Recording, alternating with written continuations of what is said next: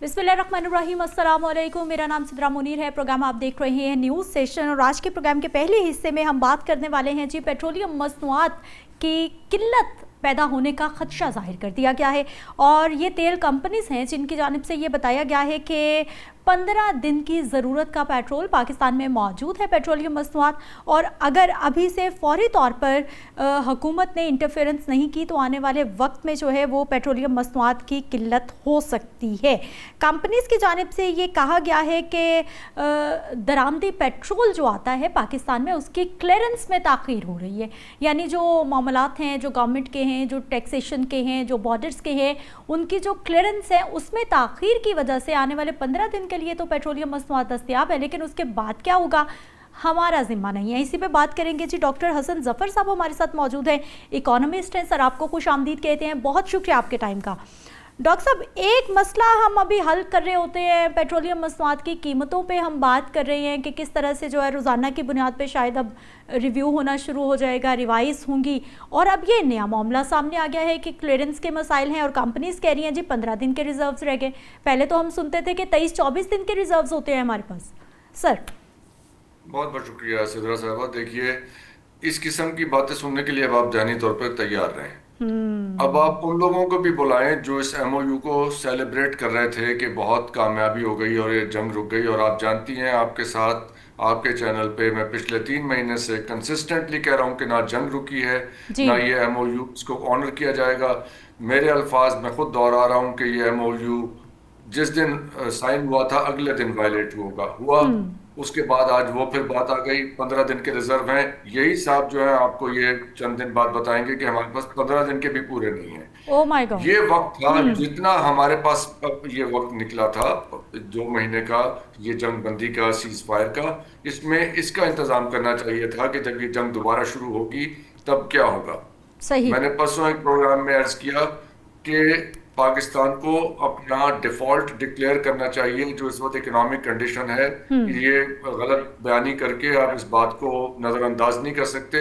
अगर आपने ये काम ना किया और अपने जो जिन लोगों ने आपको कर्ज दे रखा है उनके साथ आपने रीनिगोशिएट ना किया सारे मामले को सर नो, तो ये किसी दिन जब उनकी तरफ से ये फरमाइश आएगी ना कि आप डिफॉल्ट डिक्लेयर करें, उस दिन बहुत पेनफुल होगा। डॉक्टर साहब। आज वो वक्त है जब ये काम हम अपनी मर्जी से अपने वक्त पे अपनी टर्म्स पे कर सकते हैं। और अपनी पेट्रोल की तरसील का इंतजाम जो है हमें ये गल्फ से अलहदा करना होगा। हमें ईरान के साथ कोई इंतजाम करना होगा कि हमें अनइंटरप्टेड ऑयल सप्लाई आए।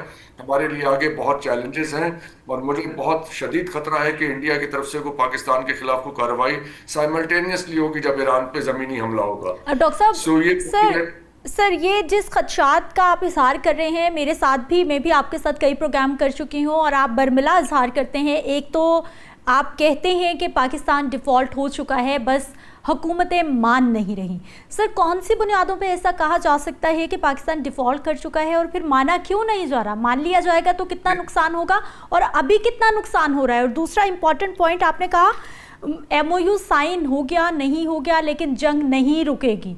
तो सर ये समझने वालों को मुशीरान मौजूद हैं, वजीरों की फौज मौजूद है, हुकूमत मौजूद है, इकोनॉमिस्ट मौजूद है, उनके पास स्पेशलिस्ट मौजूद है, समझ क्यों नहीं आ रही सर उनको? उन्हें सब समझ आ रही है, उनकी पॉलिटिकल मजबूरी है, वो ये काम कर नहीं सकते। इसलिए कि डिफॉल्ट डिक्लेयर करने का मतलब होगा अपनी नाकामी का ऐलान करना, इसलिए वो ये काम ना कर सकते हैं, ना कभी करेंगे। जो डिफॉल्ट के इंडिकेटर्स हैं वो सारे, उनमें से ज्यादातर जो है तकरीबन 90% हमारे पास सबूत है कि वो पूरे हो चुके हैं। नंबर 1 मैं पढ़ के सुना देता हूँ आपको। डेट टू जीडीपी जो है आपका, अगर 50 से ऊपर चला जाए तो वो एक इंडिकेटर होता है। अब लोग आर्ग्यू कर रहे हैं कि जी जापान का तो 100 से ऊपर है और अमेरिका का इतना है, तो उनके पास एबिलिटी टू पे बैक है, हमारे पास एबिलिटी टू पे बैक नहीं है। दूसरी बात यह है कि आपके फॉरेन रिजर्व्स जो हैं वो 3 महीने के इंपोर्ट के बराबर होने चाहिए। इस वक्त जो आपने विंडो ड्रेसिंग करा के रखे हुए हैं, जो पैसा आप खर्च नहीं सकते, उसके बावजूद आपके फॉरेन रिजर्व जो हैं आपकी तकरीबन 2.25 महीने की रिजर्व की इंपोर्ट के बिल के बराबर है। अगर उनके पैसे निकाल दिए जाएं सऊदी अरब के और चाइना के जो विंडो ड्रेसिंग में रखे हुए हैं, तो 1 महीने के बमुश्किल आपका इंपोर्ट एक्सपोर्ट बिल है। इसके साथ और भी बहुत सारी तफसीलात हैं, जो आपकी टैक्स कलेक्शन का रेशो है, जो इस वक्त आप जिस तरह आपने करेंसी को आर्टिफिशियली स्टेबलाइज किया हुआ है, आर्टिफिशियली इसलिए स्टेबलाइज किया हुआ है कि आपने अपनी जीडीपी ग्रोथ जो है उसको रोक लिया है।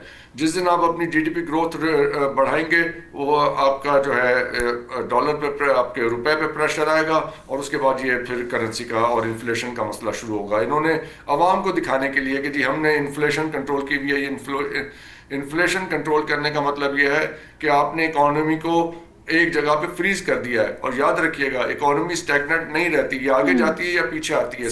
जो फ्रीज होके स्टैग्नेंट का टाइम है वो बहुत महदूद होता है, चंद हफ्ते का। उसके बाद ये पिछले 3.5 साल से इकोनॉमी आपकी रिवर्स में जा रही है। ठीक, इसके मैं आपको तफसीलात बयान कर सकता हूं जब भी आप चाहें। अच्छा डॉक्टर साहब, मुझे सर ये बताइए कि अब ये जो आपने कहा कि इस तरह की खबरों के लिए जहनी तौर पर तैयार हो जाइए, रोज आपको इस तरह की कहानियां सुनने को मिलेंगी। सर मुझे ये बताइए कि हमारे पास सिर्फ 15 दिन का स्टॉक बाकी है, ये कितनी अलार्मिंग सिचुएशन है? अगर वो भी खत्म हो जाता है, हम डेड एंड के करीब पहुंच जाते हैं, क्या क्या मुश्किलात हमें फेस करना पड़ सकती हैं? आम लोगों की बात कर रही हूँ सर मैं। सबसे पहले तो आपकी ट्रांसपोर्टेशन का प्रॉब्लम आएगा, फिर आपकी इकोनॉमी पे इसका यानी डायरेक्ट रद्द-ए-अमल आएगा। आपके जो इस वक्त जो तेल पे कारखाने चल रहे हैं और जो तेल पे बिजली घर चल रहे हैं, उनके पास बिजली नहीं होगी। मेरा कंसर्न इस वक्त सबसे बड़ा मेजर ये है कि जो इस वक्त जियोपॉलिटिकल सिचुएशन बन रही है और जिस किस्म की बातें इंडियन मीडिया पे और उनकी तरफ से जो पोस्टरिंग हो रही है स्टेट लेवल पे, ये कोई कार्रवाई करने के मूड में है। और ये ऐसे वक्त का इंतखाब करेंगे, याद रखिएगा, जब पाकिस्तान बहुत किसी शदीद माली मुश्किल में शिकार का फंसा हुआ होगा या जियोपॉलिटिकली कहीं बहुत ज्यादा फंसा हुआ होगा, ये उस वक्त ऐसी कार्रवाई करेंगे। अब खाकम बदहन हम नहीं जानते कि वो कब होने वाला है, लेकिन ये इसके इंडिकेटर्स हमारे पास बिल्कुल वाज़ेह मौजूद है। उसका नुकसान ये होगा कि हमारी फौज की मूवमेंट के लिए, जो ट्रांसपोर्टेशन के लिए जो हमें तेल चाहिए होगा, उसकी अनइंटरप्टेड सप्लाई कौन गारंटी करेगा? ये मेरा सवाल है और इस सवाल का जवाब हमें चाहिए है, क्योंकि ये नेशनल सिक्योरिटी का इशू है। इकोनॉमी नेशनल सिक्योरिटी का इशू है। सही। ये हुकूमत की कामयाबी और नाकामी का मसला नहीं है, ये हमारी नेशनल सिक्योरिटी का मसला है और इसका हमें वाज़ेह जवाब चाहिए। हमें ये कबूल नहीं है कि कोई वजीर आके कह दिया करे कि जी ये तो हमारे बस में नहीं है, तो आपके बस में नहीं था तो आप 4.5 साल से वहां क्या कर रहे हैं बैठे हुए? सही। डॉक्टर साहब, ये दो तजाद राय सामने आ रही हैं सर। जो ऑयल कंपनीज के मालिकान हैं वो कह रहे हैं कि हमारे पास 15 दिन का स्टॉक है, क्लियरेंस में प्रॉब्लम है। फौरी एक ख़त उन्होंने लिखा है और उस पर जो है वो तमाम तफसीलात से आगाह कर दिया है जी वज़ीर पेट्रोलियम को, पेट्रोलियम डिवीज़न को। सर दूसरी जानिब PSO Pakistan state oil government का मौक़िफ़ सामने आया, उन्होंने कहा जी हमारे पास स्टॉक मौजूद है, गवर्नमेंट के पास स्टॉक मौजूद है, जितनी ज़रूरत होती है हम उतना ऑयल कंपनीज़ को दे देते हैं। अब सर किस तरह से एनालिसिस किया जा सकता है कि कौन सी साइड ठीक कह रही है, कौन सी साइड गलत कह रही है? क्योंकि गवर्नमेंट की जानिब से भी नहीं बताया जाता है कि वाकई हम मुश्किल में, यही कहा जाता है कि सब कुछ ठीक है। जी बिल्कुल, वो कैसे मानेंगे कि जी यहाँ पे कोई प्रॉब्लम आ रही है या आने वाली है? ये तो जिस दिन क्राइसिस आएगा उस दिन हाथ खड़े करेंगे कि जी हमने तो बहुत कोशिश की थी और हमसे ये देखें ये क्या हो गया, और ये किसी और पे ब्लेम शिफ्ट करेंगे। फिर मैं बताता हूँ आपको उस दिन क्या होगा। उस दिन होगा कि जी हम तो इसके जिम्मेदार नहीं हैं, हम तो हाइब्रिड सिस्टम में हैं, हमारे इख्तियार में ही कुछ नहीं था, ये सब कुछ तो हमने नहीं किया। और उस दिन फिर आप देखिएगा ये आपकी आर्मी के खिलाफ बयानियां बनाएंगे। उस दिन ये सारा ब्लेम उधर शिफ्ट करेंगे। मैं आज बात आपके सामने ये ओपनली ये बात करके जा रहा हूँ कि ये बयानियां बनेगा और इसमें हमारी अफवाज को जिम्मेदार करार दिया जाएगा। जिस तरह आपको इधर उधर से आवाजें अभी आनी शुरू हो गई हैं जो एंटी मौलाना साहब की बात कर रहे हैं सर आप। जी बिल्कुल, आप देखिएगा कि अभी और कितने कितने खिलाड़ी आते हैं यहाँ पे, ये सब एंटी एस्टैब्लिशमेंट, एंटी मिलिट्री जो है बयानियां लेके सामने आएंगे आपके। अच्छा डॉक्टर साहब, आपने ईरान का हवाला दिया है। सर जब जंग में हम बेहतरीन किरदार निभा रहे थे, जब प्रेसिडेंट ट्रंप बार बार तारीफें कर रहे थे, आज तक कर रहे हैं, तो उस पूरी एक्सरसाइज से हमने अपने लिए क्या किया, हमने अपने लिए क्या बात की? जैसे आप मुसलसल ईरान का हवाला देते हैं, हम भी सवाल उठाते हैं कि हम अभी तक ईरान के ऑप्शन की तरफ क्यों नहीं जा रहे? आपने भी कहा कि गल्फ से निकलें। सर हम गल्फ से क्यों नहीं निकल रहे और ईरान के ऑप्शन को क्यों नहीं देख पा रहे? जब हम ये बात करते हैं तो जी। हमें ये कहा जाता है कि गल्फ में हमारे मजदूर और वहाँ पे बाकी लोग काम करते हैं, वहाँ से हमें तरसीलात ज़र आती हैं, रेमिटेंस आती है, और उसके ऊपर हमारा मुल्क चल रहा है, और ठीक। उसकी उसकी वजह से हम वहाँ से जो भी हमसे फरमाइश की जाए हम उस फरमाइश को रद्द नहीं कर सकते। सही। एक तो मुझे इस बात पे एतराज़ है कि आप क्या नेशनल सॉवरेंटी और नेशनल डिग्निटी को पसे पुष्ट रख के ये स्टेटमेंट देते हैं। आपको कोई एहसास नहीं है कि इसका हमारी नेशनल डिग्निटी और नेशनल सिक्योरिटी और सॉवरेंटी के ऊपर इसका क्या मतलब है स्टेटमेंट का। इसका मतलब है कि कोई ऐसा मौजूद है जिसने ये सारा डिज़ाइन किया है कि हमारी इकोनॉमी की टोटल डिपेंडेंस रेमिटेंस के ऊपर हो जाए, और हमारी फॉरेन पॉलिसी और हमारी नेशनल सिक्योरिटी जो है वो एक हॉस्टेज की सूरत में चली जाए। सही। हम अपने इंडिपेंडेंट फैसले ना कर सकें कि हमें एक इस कदर खतरनाक सूरत हाल में हमें क्या फैसला करना चाहिए। इसका ये मतलब है। अच्छा डॉक्टर साहब, अगर इस पॉइंट ऑफ व्यू को भी समझने की कोशिश कर ली जाती है, रेमिटेंसेस को भी हम बीच में ले आते हैं, लेकिन सर उनकी भी तो मर्जी है ना, वो भी तो हमें कुछ नहीं समझ रहे। चाहे मैन पावर ज़्यादातर पाकिस्तान से जा रही है, जब उनका दिल चाहता है वो अपने कर्जे वापस मांग लेते हैं, ये भी नहीं देखते कि हम किस हालात में हैं। धड़ाधड़ लाखों की तादाद में हमारे लोगों को निकाल दिया जाता है, उस वक्त भी हम हाथ बांधे खड़े हुए होते हैं, हम क्वेश्चन मार्क ही नहीं लगाते। ये बात समझने में मुश्किल क्यों पेश आ रही है कि वो आपको अपनी एक क्लाइंट स्टेट के तौर पे ट्रीट कर रहे हैं, इसलिए कि वो जानते हैं कि आपकी इकोनॉमी जो है इस वक्त कमजोर है, आपको उनके पैसे और उनकी रेमिटेंस की जरूरत है, और वो आपसे जो दिल चाहे वो बात मनवाएंगे। इसीलिए अर्ज कर रहा हूं कि इकोनॉमिक डिफॉल्ट डिक्लेयर करने से आप इस विशियस सर्कल से निकलेंगे। सही। आज अगर कर लेंगे तो मैनेज डिफॉल्ट होगा, मैनेज आपके हाथ में होंगी वो टर्म्स के आप अपने लेंडर्स के साथ निगोशिएट करें कि हम इस फ्रेमवर्क में ये फैसला कर रहे हैं और इस तरह करेंगे।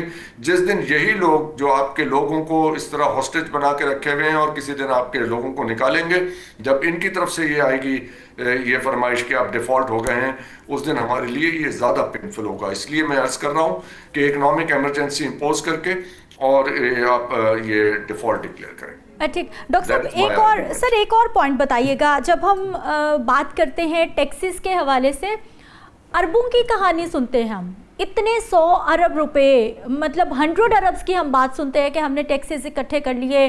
पेट्रोलियम लेवी की ही मद में अगर हम देखें, सिर्फ बिजली के बिलों की ही मद में देखें तो 100 अरब्स हम लोग टैक्सेस इकट्ठे कर रहे हैं।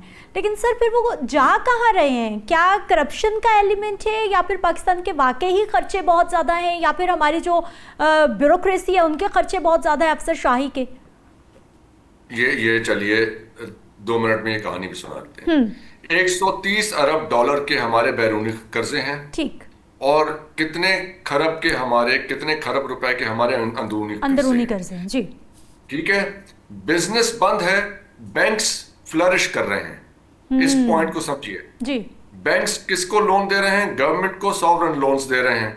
उन्हें बिजनेस को लोन देने के अंदर उनको ये होता है कि किसी का बिजनेस नहीं चला और उनको वो पैसा वापस आया नहीं आया, गवर्नमेंट को पैसा देना सेफ होता है, गवर्नमेंट को पैसा लेंड किया जा रहा है, और ये उसकी, क्योंकि अब गवर्नमेंट के पास कर्जा वापस करने के पैसे नहीं है तो खाली उसका सूद अदा करने में ये आपकी जो टैक्स कलेक्शन और बाकी सोर्सेज से जो भी पैसे आ रहे हैं, 2 सोर्सेज हैं। टैक्स कलेक्शन है, पेट्रोलियम की लेवी है जो कि आपकी टैक्स कलेक्शन से ज्यादा है। टैक्स कलेक्शन आपकी एक 1.4 to 1.5 ट्रिलियन है, और आपकी पेट्रोलियम लेवी जो है 1.7 ट्रिलियन है, और उनकी बाकी आपकी 35 बिलियन डॉलर जो है आपकी रेमिटेंस। ठीक है जी, ये है आपका टोटल खजाने का कमाई का सोर्स। ये 3 सोर्सेस हैं, सही, और इनमें से मेजॉरिटी जो है, जो आपका पैसा है वो जा रहा है आपके कर्ज के सूद की अदायगी में। कर्ज का असल तो अदा ही नहीं हो पा रहा है। तो अब मुझे बताइए कि जो लोग ये आर्ग्यू कर रहे हैं कि जी जापान का तो 150 बिलियन या 150% है उनके जीडीपी का कर्ज, और दूसरे मुल्कों का इतना है, तो वो मुझे बताएं कि क्या उनकी यही सूरत हाल है जो पाकिस्तान की सूरत हाल है, जो आप ये आर्ग्यूमेंट दे रहे हैं उसके जवाब में? और तफसीलात हैं, मैं आपसे 2 घंटे इसके ऊपर गुफ्तगू कर सकता हूँ, सही, और आपको एक डिटेल आपके सामने रख सकता हूं। यही देखें, फैसले वक्त पे ना किए जाएं तो तकलीफ दे हो जाते हैं। सही। आज वक्त है उस फैसले का, आज नहीं करेंगे तो किसी दिन ये बहुत तकलीफ दे हालात में करना पड़ेगा, खुदा ना खास्ता। करना पड़ेगा या फिर सर करवा लिया जाएगा?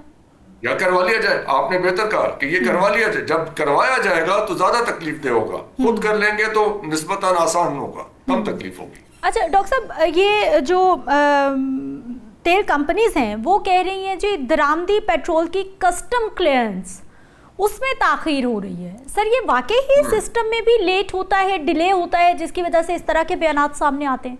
सब कुछ होता है, सब कुछ होता है। अब आप देखिए, एक डिपार्टमेंट दूसरे को ब्लेम करेगा, तीसरा उसको करेगा, चौथा इसको करेगा, और एंड में हमें ये पता ही नहीं होगा कि हमने इस सवाल का जवाब पूछना किससे है। सही। ये है ना ब्यूटी इस सारे सिस्टम की, कि यहाँ पे आप वजीर से पूछें वो कहता है कि जी ये जो ब्यूरोक्रेट है, जो सेक्रेटरी है वो कर रहा है, उससे पूछें तो वो आगरा का चेयरमैन कर रहा है, उससे पूछें तो उन्होंने कर रहा है, तीनों को साथ बिठा के पूछ रहे तो कहेंगे कि चौथा कर रहा है। सही। ये है, वी डोंट नो कि किसी मसले का हल पूछना किससे है, कौन उसका जिम्मेदार है, किसके कौन उसको उसकी जिम्मेदारी किसके पास है। We don't know that. Doctor साहब सिस्टम कॉम्प्लेक्स है या फिर एहतसाब नहीं है, हम जिम्मेदारी ऑन नहीं करते, या फिर सिस्टम ही बहुत कॉम्प्लेक्स बन चुका है हमारे पाकिस्तान का? नहीं, ये सिस्टम ना कॉम्प्लेक्स है ना जिम्मेदारी ऑन करने का प्रॉब्लम है। ये सारा एक करप्ट सिस्टम है जिसको डिजाइन ऐसे किया गया है कि कोई आदमी जवाब दे आपको सामने आ ही नहीं सकता। अगर आप हुकूमत से पूछेंगे तो वो एस्टेब्लिशमेंट को ब्लेम कर देंगे, उनसे पूछेंगे तो वो कहेंगे जी आप उनसे पूछ लिए जाके। तो वी डोंट नो कि वेयर टू गो। जब आपके वज़रा ये कह रहे हैं कि ये हाइब्रिड सिस्टम है तो उसके अंदर मख्फी स्टेटमेंट क्या है कि हम जिम्मेदार नहीं हैं। तो अगर आप जिम्मेदार नहीं तो हमें बताएं जिम्मेदार कौन है। ये सवाल हम किससे करें जाके कि जी अगर ऐसी खतरनाक जियोपॉलिटिकल सिचुएशन में हमारे पास 15 दिन के रिजर्व्स हैं तो 16वें दिन हम क्या करेंगे, इस बात का जवाब किससे पूछा जाए? I don't know. डॉक्टर साहब मिडिल ईस्ट की जो सिचुएशन है, आपको लग रहा है मजीद खराबी की तरफ चीजें जा रही हैं? देखिए, ये जंग 5 से 8 साल के दरमियान हमारा अंदाजा है कि ये चलेगी। 5 से 8 साल? उसकी हमारे पास रीजंस मौजूद हैं ये कहने के लिए। पॉज आएगा फिर काम शुरू होगा। अल्टीमेट इसलिए कि जंग के ऑब्जेक्टिव्स हासिल नहीं हो रहे। जंग के ऑब्जेक्टिव्स जो थे, और कोई ऐसा कागज तैयार नहीं किया जा सकता जिसमें इस वक्त 12 मुल्क इन्वॉल्व हैं इस जंग में। जी गिन लेते हैं, 6 गल्फ कंट्रीज हैं जी, इजराइल है, उसके बाद आपका अमेरिका है, ये सीरिया, लेबनान और तुर्की है, पाकिस्तान है और अफगानिस्तान है, और इनडायरेक्टली 2 और अमेरिका इन्वॉल्व है। तो इतने मुल्क जो इन्वॉल्व है, तो ऐसा कौन सा मायदा आप मुझे बताएं, लिख के दिखाएंगे जो ये सब के लिए काबिल कबूल हो, और इनके जो हिस्टोरिकल क्रॉनिक डिस्प्यूट्स हैं वो भी एड्रेस हो जाएं। यानी सऊदी अरब और यमन का मामला तय हो जाए, सऊदी अरब और यूएई का बॉर्डर डिस्प्यूट उससे हल हो जाए, और ईरान और सऊदीया के आइडियोलॉजिकल डिफरेंसेस दूर हो जाएं, और फिर यमन और ईरान के मामला और ओमान के मामला। कैसे ऐसे होगा? ये देखिए, इसका हल ये निकलता है, वर्ल्ड वॉर 2 कैसे खत्म हुई थी जी? वर्ल्ड वॉर 2 ऐसे खत्म हुई थी कि एक पार्टी ने सरेंडर किया था और दूसरी पार्टी ने अपनी टर्म्स डिक्टेट की थी। ओके। अल्टीमेटली ऐसा ही मायदा होगा। एक पार्टी सरेंडर करेगी और दूसरी पार्टी टर्म्स डिक्टेट करेगी, और वो जितना अरसा फिर वो देखेंगे कि वो आगे कितना अरसा ये मायदा चलेगा। वो कब होगा, कौन सरेंडर करेगा, कौन टर्म्स डिक्टेट करेगा, इसके बारे में लबकुशाई करना जो है कबल अज़ वक्त है। ठीक है डॉक्टर हसन सफ़र साहब, आप हमारे साथ मौजूद रहे हैं, आपके टाइम का बहुत बहुत शुक्रिया। और ये जो पेट्रोलियम मसनूआत के हवाले से 15 दिन की रिजर्व्स के बारे में तेल कंपनीज बता रही हैं, यकीनी तौर पर इस पर बात ना की जाए ये भी ज़ाती होगी कि अगर 15 दिन के बाद जो है वो कोई भी ऐसा मामला होता है, किल्लत हो जाती है, कोई ऐसा खदशा पैदा हो जाता है, बड़ों को कुछ नहीं होना, ब्यूरोक्रेट्स को कुछ नहीं होना, हुकूमती वज़रा को कुछ नहीं होना, मरना फिर भी गरीब ने है। मुझे एक ब्रेक पे जाना है, वापस आएंगे, कुछ मज़ीद टॉपिक्स हैं उस पर बात करते हैं। ब्रेक के बाद एक बार फिर से आपको खुश आमदीद कहते हैं। नाज़रीन, क्रिकेटर्स के स्कैंडल्स आना और एक्ट्रेसेस के साथ आना कोई नई बात नहीं है। ऐसा ही एक मामला आजकल इंस्टाग्राम पे टॉप ट्रेंड कर रहा है और इंस्टाग्राम की बल्कि पूरे सोशल मीडिया की जीनत बना हुआ है। पाकिस्तानी अदाकारा और मॉडल हैं जी हुमा सलीम साहिबा, जिन्होंने शनाख्त जाहिर किए बगैर पाकिस्तानी टीम के क्रिकेटर पर बहुत ही संगीन इल्ज़ामात लगाए हैं। उन्होंने कहा है जी, एक पाकिस्तानी क्रिकेटर हैं, एक ऐसे क्रिकेटर को मैं बेनकाब करना चाहती हूं जो धोखाधड़ी, फ्रॉड, किरदार कुशी और हिरासगी की हर हद पार कर गया है। लेकिन उन्होंने ये नहीं बताया कि क्रिकेटर कौन है। अदाकारा ने क्रिकेटर का नाम अपनी स्टोरी में शामिल किए बगैर ही ये लिखा है। ये पूरा पैराग्राफ आप देख लीजिए कि कितनी पूरी लंबी पोस्ट लिखी है, पूरी कहानी लिखी है। उन्होंने कहा जी, 2 माह से इस क्रिकेटर से मेरा कोई राब्ता नहीं, लेकिन जब भी मैं आगे बढ़ने की कोशिश करती हूँ वो मुझे ज़हनी तौर पर परेशान कर देता है। कोई भी औरत जानबूझ के समाजी तौर पर ख़ुद को बदनाम नहीं कर सकती इस वक्त तक जब तक के हद से तजावुज़ ना हो जाए।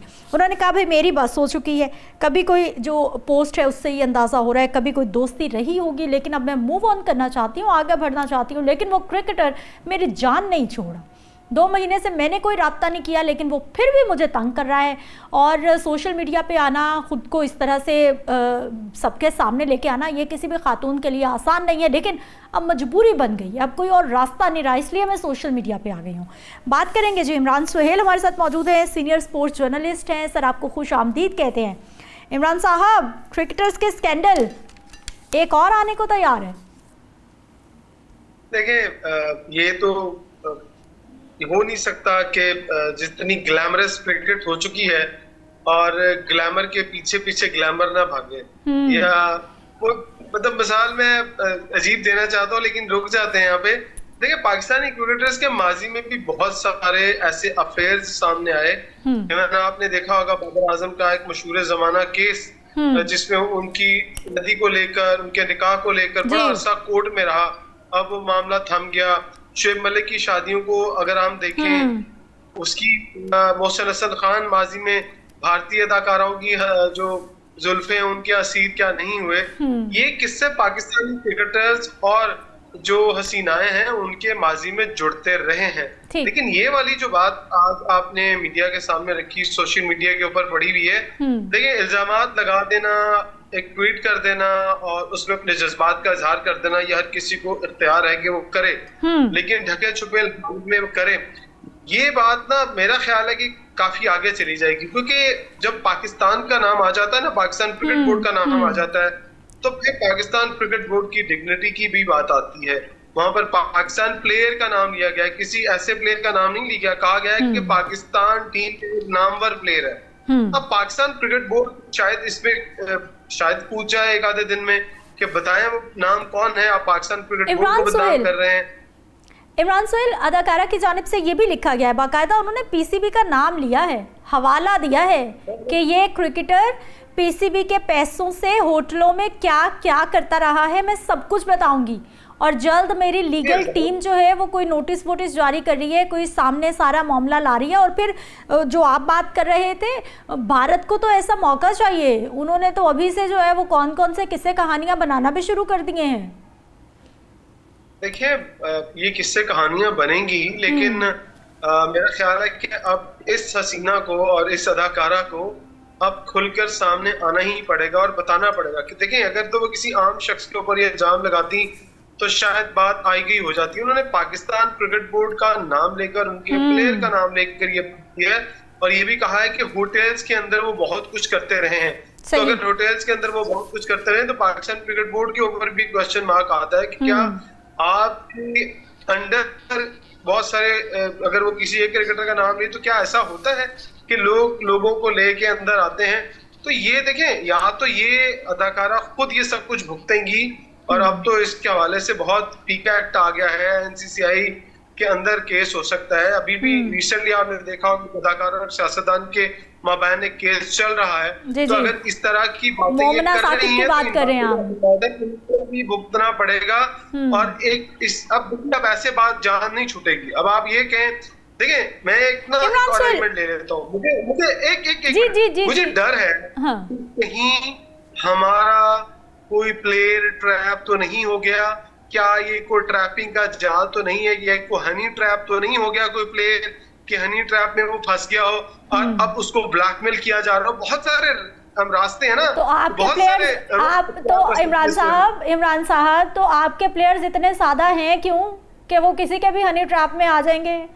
इतने क्यों? अगर खुदा ना खास्ता मुबैना तौर पे अगर ऐसा भी मामला है तो क्यों भाई इतने थोड़े में कि कहीं पे भी हनी ट्रैप में आ जाएंगे? मुबैना तौर पे कह रही हूँ मैं, अगर ऐसा हुआ हो तो फैक्ट नहीं है, क्या माजी में ऐसा नहीं हुआ? हाँ हुआ। तो अगर माजी में हनी ट्रैप वाले मामला हुए हैं तो अब अभी भी ऐसा हो सकता है, लेकिन जब तक अदाकारा को अब नाम लेना पड़ेगा, अब ये ऐसे नहीं भाग सकते। मैंने सोशल मीडिया पे धमकी लगाई, अगर इनको धमकी लगी तो ये भी मेरे ख्याल से एक धमकी ही है किसी प्लेयर के लिए भी। या तो आप नाम लें, अगर आप नाम नहीं लेंगे तो मुल्क का नाम खराब कर रहे हैं, आप प्लेयर का नाम खराब कर रही हैं। इमरान सुहेल, मुझे ये बताइए कि हो सकता है कि अदाकारा की जानिब से एक में भी कुछ ऐसा किया गया हो कि पोस्ट लिख दी हो, मैसेज चला जाए कि भाई मैं किसी भी हद तक जा सकती हूँ, मामला यहीं पे क्लियर हो जाए, सामने ही ना आए, तो क्या इस केस को यहीं पे ठप कर दिया जाएगा या फिर पीसीबी बीच में आएगा कि नहीं भाई आपने पीसीबी का नाम लिया है, अब सामने आए और बताएं कौन है? ऐसा होगा क्या फिर? देखिए अब इदारे मुतहर्रिक होंगे, हाँ। इनको पूछा भी जा सकता है। जब पाकिस्तान क्रिकेट बोर्ड का नाम आया ना, तो फिर पाकिस्तान क्रिकेट बोर्ड के ऊपर एक इल्जाम आयद हुआ है। अगर उन्होंने कहा ना कि अंदर वाली बात, तो पाकिस्तान क्रिकेट बोर्ड को भी चाहिए कि इनको पूछें कि भी बताएं अब आप नाम।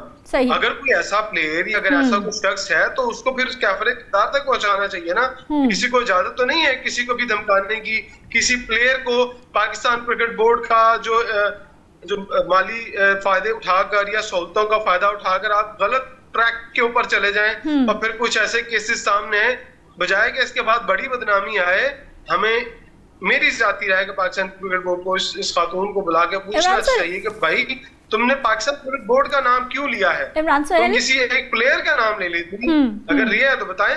इमरान सुहेल, बिल्कुल मैं भी आपके इस पॉइंट की जो है वो पूरी ताकीद करूंगी कि बिल्कुल ऐसा होना चाहिए और पीसीबी को एक्शन ले लेना चाहिए और खातून से पूछ लेना चाहिए कि भाई अब सामने आए, सबूत भी दें और क्रिकेटर का भी बताएं। लेकिन मुझे वैसे ये बताइए, आपकी पर्सनल इन्फॉर्मेशन से मैं पूछ रही हूँ क्योंकि आप ऑब्वियसली प्लेयर्स को जानते हैं, कितने प्लेयर्स हैं हमारी टीम में जो बहुत ही दिल फेंक हैं? हंस रहे हैं आप? लड़के मैं किसी के कैरेक्टर की बात ना कर सकता हूँ, ना मुझे अखलाकी तौर पर ये इजाजत है। मैंने नाम तो लेने का कहा ही नहीं, मैं तो सिर्फ अंदाजा कि भाई एक शोहरत हो, लोग देख रहे हो, लड़कियों के ख्वाबों में आ रहे हैं, दिल फेंक होना कौन सी बड़ी बात है? क्या सिर्फ नहीं, क्या ये प्लेयर्स ही दिल फेंक होते हैं? हाँ। और कोई दिल फेंक नहीं होता। नहीं भाई, प्लेयर क्रिकेट प्लेयर होना भाई एक बहुत बड़ी जो है वो लग्जरी है। देखिए बात ये है कि जो चकाचौंध और जो चांदनी और जो चमक शोबिस के अंदर है, हर कोई अट्रैक्ट होता है, कौन नहीं अट्रैक्ट होता? आप मुझे बताएं ना, क्या माजी में बड़े बड़े क्रिकेटर्स अट्रैक्ट नहीं हुए? क्या शुएब मलिक साहब की शादियां आपने नहीं देखी? क्या आपने माजी में क्रिकेटर्स की शोबिस इंडस्ट्री में शादियां नहीं देखी? बिल्कुल देखी। क्या लोगों ने सब कुछ देखा ना? तो ये इस चीज की तो बात है ही नहीं कि दिल तो किसी पे भी आ सकता है भाई, दिल के आने का क्या है? लेकिन ये बात सरेआम इस तरह से नहीं उछाली जानी चाहिए। इमरान सुहेल, अगर किसी को अब वो जमाना, इमरान सुहेल, अगर किसी पे झूठा इल्जाम लगा है तो उसको भी सामने लाना चाहिए कि जो झूठा इल्जाम किसी पे 100% सामने आना चाहिए। इमरान सुहेल, वैसे थोड़ा सा आप भी ख्याल में, आप कह रहे हैं भाई किसी पे भी दिल आ सकता है, ये वो जमाना नहीं रहा कि किसी पे भी दिल आ गया और ऐसे नहीं चलेगा। अब जमाना बदल गया है। मैं शोबिज़ इंडस्ट्री की बात कर रहा हूँ ना। हाँ हाँ ठीक है इमरान, हमारे साथ ही मौजूद रहिएगा। हमें आयशा नुमान है जी, सीनियर सहाफ़ी, उन्होंने ज्वाइन कर लिया है। आयशा, आपको खुश आमदीद कहते हैं, बहुत शुक्रिया आपने हमें टाइम दिया है।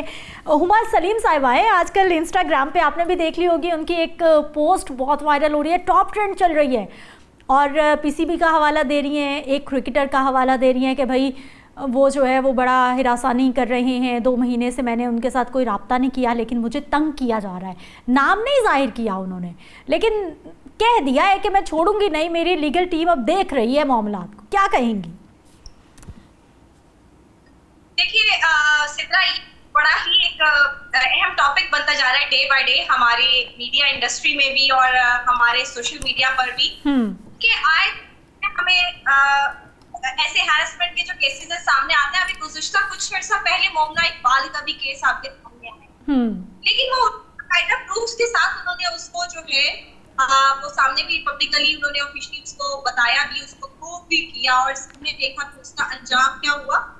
देखिए क्रिकेटर्स का भी एक मसला है कि जब उनके पास थोड़ा सा फेम आ जाता है या पैसा आ जाता है तो हर कोई जो है वो शायद आपे से बाहर हो जाता है। और यही सेम सिनेरियो जो है वो मीडिया इंडस्ट्री से ताल्लुक रखने वाली खवातीन के लिए मैं कहूंगी, अगर आप साथ कोई मसला है तो भाई आप उसको ऑथेंटिकली उसको प्रूव करें। सिंपल, आप नाम सामने ले आए, दैट्स इट। ताकि आइंदा से जो है हर किसी को इस बात का जो है वो अंदाजा हो कि अगर हम किसी को हैरेस करेंगे या हम किसी को ब्लैकमेल करेंगे तो ये इतना आसान नहीं होगा।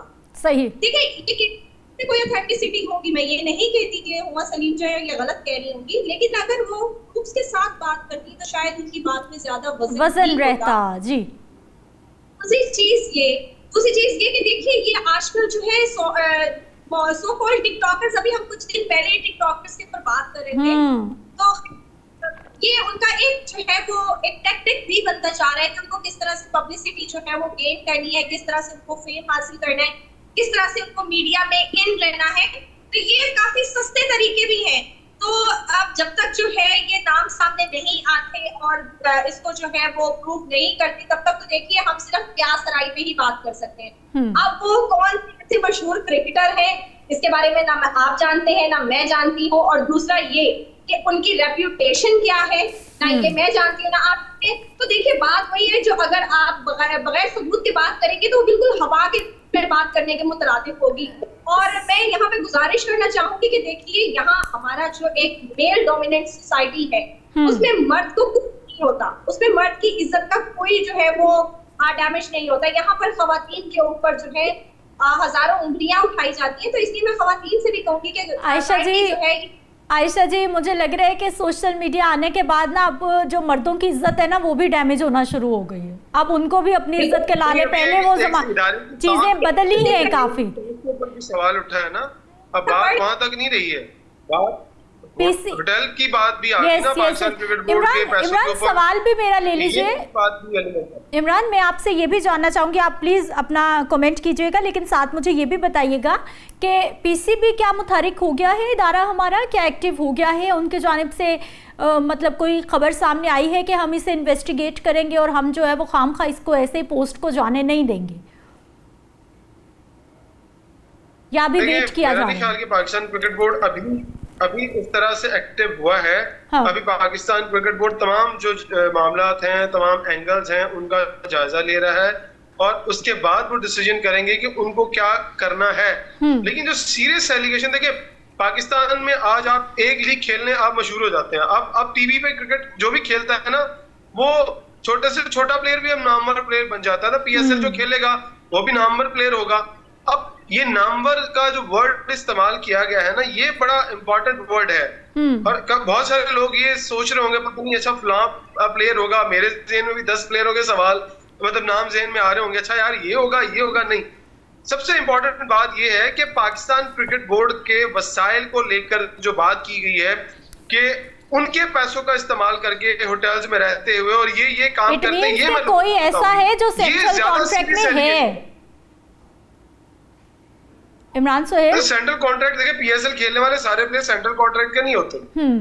आप पीएसएल में कितनी बड़ी लीग है पाकिस्तान की, दुनिया भर में उसका नाम है, सारे प्लेयर सेंट्रल कॉन्ट्रैक्टेड नहीं होते। हाँ। जरूरी नहीं है सेंट्रल कॉन्ट्रैक्टेड हो, और अगर सेंट्रल कॉन्ट्रैक्टेड हो भी तो अगर किसी को क्या गैर अखलाकी चीजों की इजाजत है, अगर ये इल्जाम खातून लगा रही हैं, अगर ये गलत इल्जाम लगा रही है तो इनको भी कटहरे में लाना चाहिए।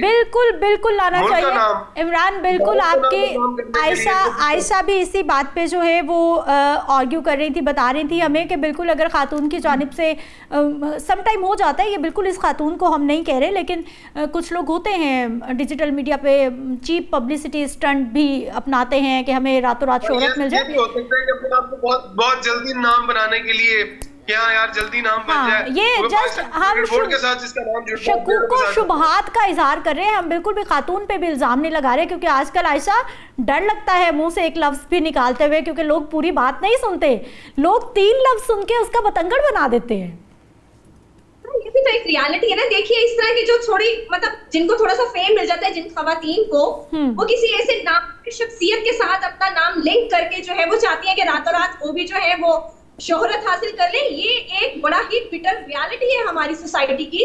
माजरत के साथ मैं बहुत सी खवातीन इसके ऊपर शायद मुझे क्रिटिसाइज भी करें। बीइंग अ लेडी मैं इस बात के ऊपर मुत्तफिक हूँ कि भाई ये बात इस तरह से है। खवातीन आजकल की ये सारे हरबे आजमा रही हैं, क्योंकि रातों रात सबको सोशल मीडिया पर जो है वो अपने आप को फेम दिलवाना है, अपने आप अपनी पब्लिसिटी करवाना है। तो भाई आयशा फेम तो मिल गया है, टॉप ट्रेंड बनी हुई है, हम बात कर रहे हैं। इससे पहले मैं इनको वैसे नहीं जानती थी पर्सनली, मुझे नहीं पता इमरान और आयशा आप जानते थे या नहीं, मैं नहीं जानती थी।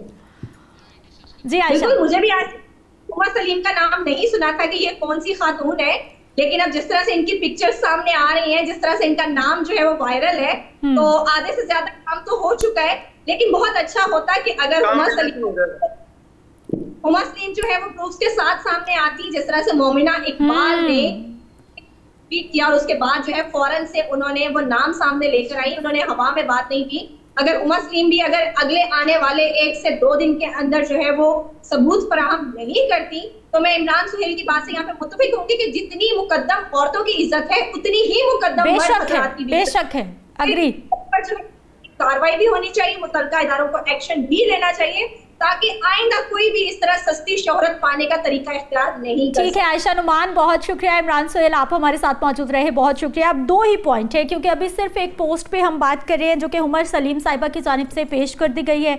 अब सबसे बड़ा पॉइंट ऑफ व्यू यही है कि आपने एक इदारे का नाम तो ले दिया है, लेकिन आपने ये नहीं बताया कि उस इदारे का कौन सा ऐसा क्रिकेटर, कौन सा ऐसा शख्स है जो कि आपको तंग कर रहा है। 1-2 रोज़ में यकीनी तौर पर आपकी जानिब से तमाम प्रूफ पेश कर दिए जाने चाहिए, वरना ये पोस्ट आपके करियर के लिए आपके मुखालिफ भी जा सकती है। मुझे एक ब्रेक पे जाना है, वापस आते हैं, कुछ मज़ीद टॉपिक्स हैं उन पे बात होगी। ब्रेक के बाद एक बार फिर से आपको खुश आमदीद कहते हैं। नाज़रीन, ऐसी बदकिस्मत कौम है हम कि बड़ी तादाद में हमारे नौजवान हैं। पाकिस्तान खुशकिस्मत ममालिक में है, लेकिन इतनी बदकिस्मती है कि यकीन जाने उतनी बड़ी तादाद में हमारे नौजवान मरते जा रहे हैं, गलत रास्तों पे चलते जा रहे हैं, दूसरे ममालिक में जाने का ख्वाब लेकर डंकी के चक्कर में, 2 नंबर तरीकों के चक्कर में एजेंटों के हाथ चढ़ के ज़िंदगियाँ हार रहे हैं। और उसमें कई ऐसे नौजवान होते हैं जो कि घर के इकलौते बेटे हैं, जिनकी माओं ने अपने जेवर बेचे हैं, ज़मीनें बेची हैं, बहनों के जहेज़ के लिए जो पैसे रखे हैं वो लगा के 2 नंबर तरीके से पता है कि ये मर भी सकता है, लेकिन उसके बावजूद आप भेज रहे हैं। कोई एक आध पार लग जाता है तो उसके पीछे पूरा गांव अपने बच्चों को जो है वो उसी गलत रास्ते पे चला देता है। इंसानी स्मगलर्स ने 12 पाकिस्तानी नौजवानों को यूरोप भिजवाने का झांसा देकर ईरान में अगवा कर लिया है। उनकी वीडियोस भी सामने आई हैं और अब पाकिस्तानी गवर्नमेंट भी उस पर एक्टिव है, और इंसानी स्मगलर्स ने पाकिस्तानी नौजवानों पर तशद्दुद करके वीडियोस उनके घरों में भी भिजवाई। अब क्या मुतालबा किया जा रहा है, इस तरह के जो वीडियोस सामने आ रही हैं, ये हमारे लोग हैं, यहाँ के लोग हैं जो एजेंट है वहाँ पर। और जब इस तरह का हम मरने का इंतज़ार कर रहे होते हैं, 10, 12, 15, 20 लोग मरे, तो उसके बाद हम एकदम से FIA एक्टिव हो जाती है, जी हम एजेंटों को पकड़ रहे हैं। कितने एजेंट हैं जो ख़त्म ही नहीं हो रहे आपसे। नईम मुस्तफ़ा साहब हमारे साथ मौजूद है, सीनियर सहाफ़ी हैं। सर आपको खुश आमदीद कहते हैं, बहुत शुक्रिया। नईम साहब, दुख होता है, इतने केसेस हो चुके हैं, कश्तियाँ उलट चुकी हैं, 2 नंबर तरीके से बाहर जाते लोग मर चुके हैं, एक्शन हो चुके हैं, एजेंट नहीं ख़त्म हो रहे। बड़ी बदकिस्मती अलमिया है ये। आपके पिछले प्रोग्राम में नहीं बात जी जी बिल्कुल, हमने ये कोई एक फर्द नहीं है इसका जिम्मेदार। सही, ये माफिया ऐसा है जो ज़रूरतमंद लोगों की ख्वाहिशात से खेलता है, उनके जज्बात जो हैं उनके ऊपर पुल तामीर करता है। अब मामला क्या है, वालिदैन ज़्यादा कसूरवार हैं। पहले भी हमने आपके प्रोग्राम में कहा, आपके नाजरीन को याद होगा कि ये हम महज इस रेस कह रहा हूँ, ये दौड़ है, एक मनुष्य चक्कर है, उसमें हम इस हद तक पागल हो गए हैं कि हम कहते हैं भले जान चली जाए लेकिन हमारा बंदे को पर लग जाए, और पर लगने के बाद उड़ के वो यूरोप पहुंच जाए। सही। अब इसमें वालिदैन एक मैंने कहा कंपोनेंट है जी। इस माफिया का हिस्सा समझ रहा हूँ मैं उनको। दूसरा एजेंट है, ठीक, निहायत जुल्म की कहानी है एजेंटों की। 2, तीसरा FIA भी शामिल है। सही। चौथा एक कंपोनेंट है जो मंजर आम पे नहीं आया, वो जिन इलाकों से ये जाते हैं, डंकी लगाते हैं, जहाँ से गुजर है गाह है, वो सरहदी इलाके हैं। उन सरहदी इलाकों के मुकीम बाशिंदे जो हैं, वो बहुत बड़ा एक हिस्सा है इस माफिए का। वो इसी मकसद के लिए बैठे हैं कि आप लेके जाएं और उनके हवाले करें। ये सब मिले हुए हैं, मिली भगत है, उनके हवाले करें। इतना बड़ा नेटवर्क चल रहा है ये। मैं आपको ये बता रहा हूं कि 3 जुल्म इकट्ठे हैं। सबसे बड़ा खतरा बलूचिस्तान में एंटर होना, जहां से पंजाब बिलखुसूस लाहौर का शहरी बच के कम ही वापस आता है। जो जुल्म वहां हो रहे हैं, जो ख्वारिजुल हिंद हैं वो कर रहे हैं सारे, बसों से उतार के शनाख्ती कार्ड देख के। एक ये खतरा लाहक है। और ये सारे का सारा वाकया जो आपने 12 बच्चों को बताया है, ये सारे का सारा वाकया बलूचिस्तान के हदूद में है। ये यहाँ से फुल पेमेंट नहीं होती, डन बेसिस पे जाते हैं कि आप जब यूरोप में इटली क्रॉस कर जाएंगे, रास्ता टर्की, जब क्रॉस कर जाएंगे तब ये पेमेंट होगी। सही। जब पेमेंट नहीं होती तो वो ये कहते हैं इनको हमने अगवा कर लिया, तावान के लिए तशद्दुद करते हैं। ये वो सरहदी इलाकों के रिहायशी करते हैं और वो फ़ोन करते हैं घरों में कि ये देखें, ये वीडियो देखें, ये हो रहा है। ये रूटीन की बात है। सरहदी इलाकों में उनका कोई कारोबार नहीं है। ह्यूमन ट्रैफिकिंग, ऑयल ट्रैफिकिंग, उस इलाके में तेल की स्मगलिंग बहुत ज़्यादा है। पेट्रोलियम ईरान से यहाँ से आ रहा है। वहाँ लोग ड्राइविंग करते हैं बड़े बड़े ट्रालों की, छोटे मजदार ट्रकों की, जिन पे वो तेल के ड्रम, गैलन्स और ड्रम, बड़े बिल्कुल। ये कारोबार है। दूसरा कारोबार जो है वो ये है, इनके जरिए वहां जाते हैं।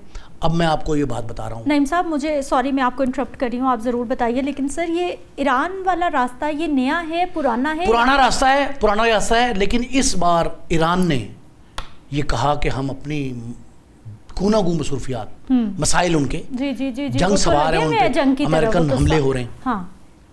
वो अपने हालात ख़राब हैं। ये शख्स जो यहाँ से लेके गया, ये बसीरपुर का रहने वाला है। अच्छा। एजेंट। लाहौर का एक गांव है, अभी आपके नाज़रीन की इन्फॉर्मेशन के लिए बता रहा हूँ।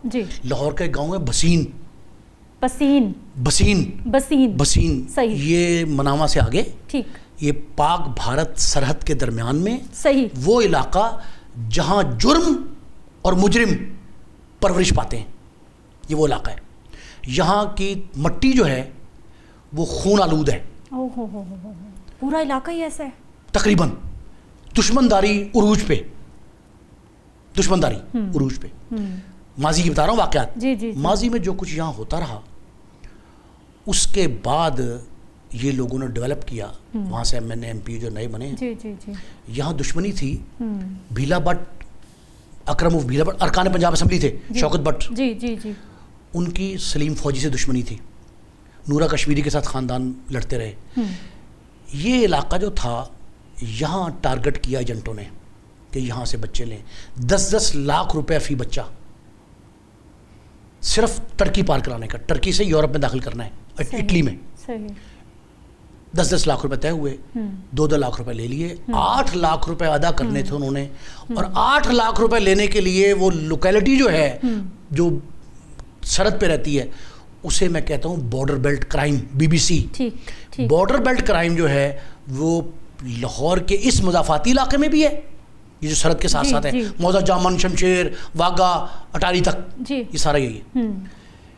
इस इलाके में जो है इसी तरह के गांव वहाँ हैं बलूचिस्तान में। उन लोगों का कारोबार है, मुआश है। वो इसी तरीके पे वीडियो बनाते हैं मोबाइल के ज़रिए, और बना के लोग घरों में सेंड करते हैं। और फिर वो ये कहा जाता है कि तावान अदा कर रहे थे। ये वहाँ से लेके जा रहा था लोगों को, ये तय था, तयशुदा।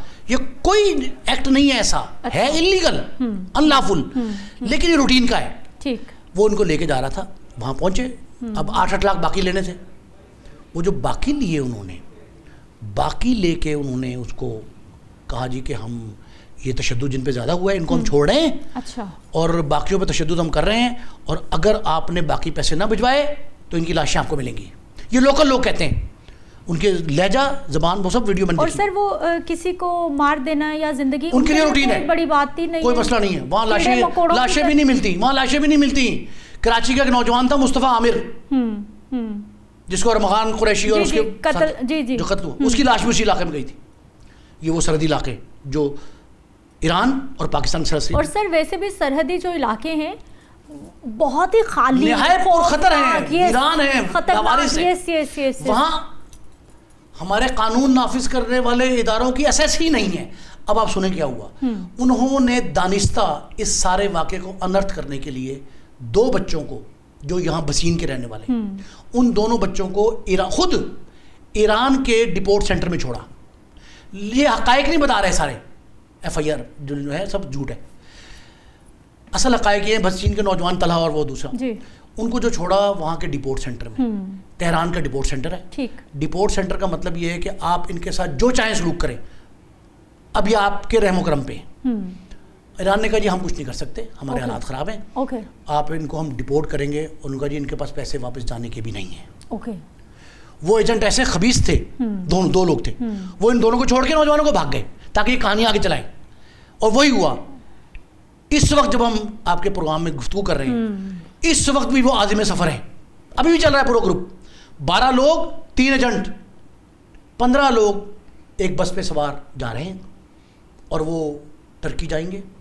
टर्की की बात सुन लें, ठीक। टर्की पहले महफूज पनाहगाह थी, जो ये भी थी, अरब अमारात में लोग रुपोश होते थे, इश्तिहारी मारे।